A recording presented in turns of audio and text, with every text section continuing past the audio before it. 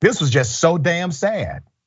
A high school student whose grandmother just died of COVID-19. This student was mocked, not by the students, but by the parents. This is in Rutherford County, Tennessee.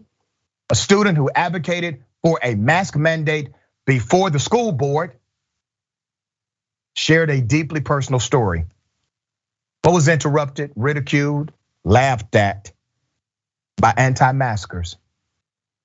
Here's the video. I'm worried about my family. If I get COVID, I'm gonna bring it to my family. And I talk to my grandparents a lot. They're higher risk than me, so I don't wanna give them COVID. This time last year, my grandmother, who was a former teacher at the Rutherford County school system, died of COVID because someone wasn't wearing a mask. This is a very. Hey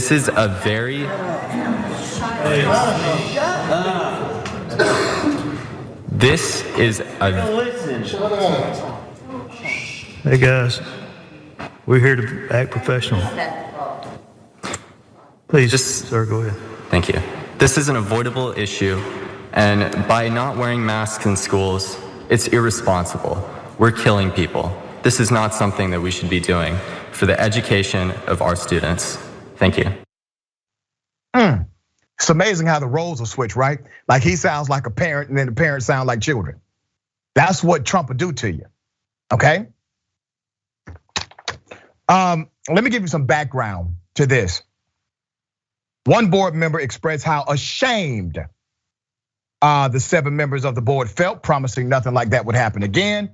The young man involved, his name is Grady Knox. Knox said, and I quote, "If they laugh at me about a personal story about my grandmother, that's just disrespectful.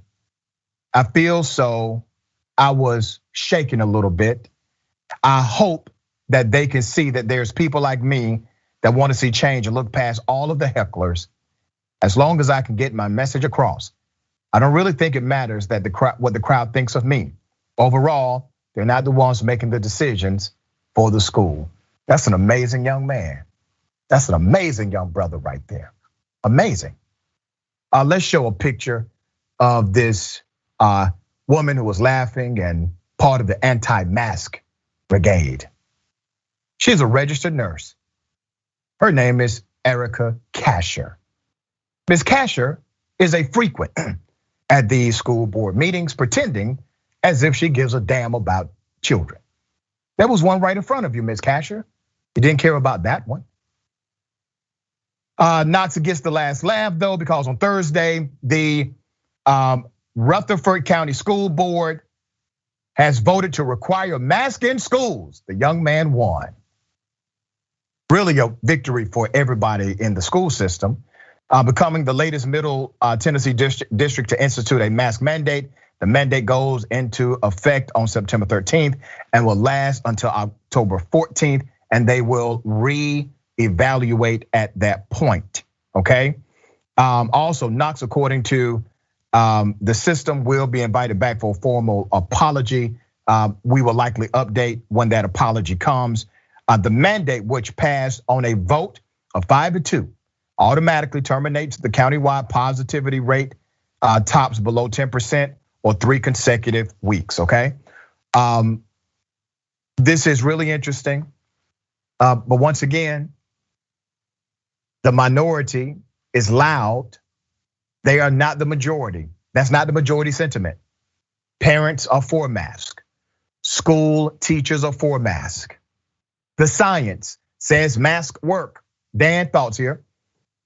So many, I'll try to compress them as much as I can, but that, first of all, just even that video was the most naked and blatant example of the difference between, or the hierarchy that people have of their own personal freedoms and their perceptions of those personal freedoms versus the very real realities of those effects on other people.